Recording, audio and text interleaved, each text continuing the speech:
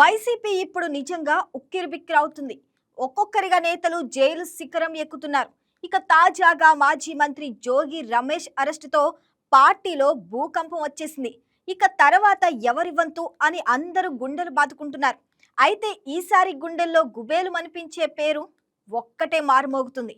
అదే Peddireddy Ramachandra Reddy. Deputy CM Pawan Kalyan నోటి నుంచి ఆ పేరు రాగానే రాజకీయ వర్గాలు ఒక్కసారిగా ఉలిక్కిపడ్డాయి. ఇది సాధారణ ప్రస్తావన కాదు, ఇది యుద్ధ ప్రకటన అంటూ గుసగుసలు మొదలయ్యాయి. వైసీపీ హయాంలో జగన్ మాత్రమే కనిపిస్తే రాయలసీమలో మాత్రం పెద్దిరెడ్డి రామచంద్రారెడ్డి ఒక్కరే రాజు. ఇక జగన్ ఇచ్చిన ఫుల్ పవర్ తో రాయలసీమంతా ఆయన జేబులో పడింది. చంద్రబాబును కుప్పంలోనే కట్టిపడేయాలని గర్జించిన ఆ రాజు ఇప్పుడు తానే టార్గెట్ గా మారారు. చంద్రబాబు పెద్దిరెడ్డి ఈ ఇద్దరి శత్రుత్వం ఏపీ రాజకీయాల్లో ఒక ఎపిక్ సాగగా, వైఎస్ఆర్ ఆశీస్సులతో ఎదిగిన పెద్దిరెడ్డి కిరణ్ కుమార్ ను ఎదుర్కొని జగన్ వైపు నిలిచారు. ఆ రుణం తీర్చుకునేందుకు జగన్ ఆయనకు రాయలసీమనే రాసిచ్చారు. జగన్ ప్రభుత్వం ఏర్పడ్డ తర్వాత రాయలసీమ వ్యవహారాలన్నీ పెద్దిరెడ్డి చేతుల్లోనే ఉండేవి. ఆయన ప్రభావం అంతలా పెరిగింది. రాయలసీమకు ప్రత్యక్షంగా ముఖ్యమంత్రిగా వ్యవహరించారనే స్థాయిలో ఉన్నారు.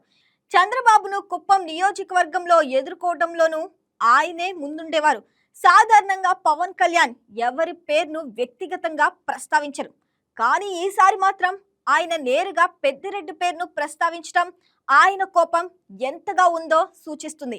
ఇక 2019లో 2 నియోజకవర్గాల్లో ఓటమి, 2024లో పిఠాపురంలో పోటీలో ఎదురైన ప్రతి బంధకాలు, రాయలసీమ నుంచి వచ్చిన ఒత్తిడులు ఇవన్నీ పవన్ మనసులో చెరగని ముద్ర వేశాయి.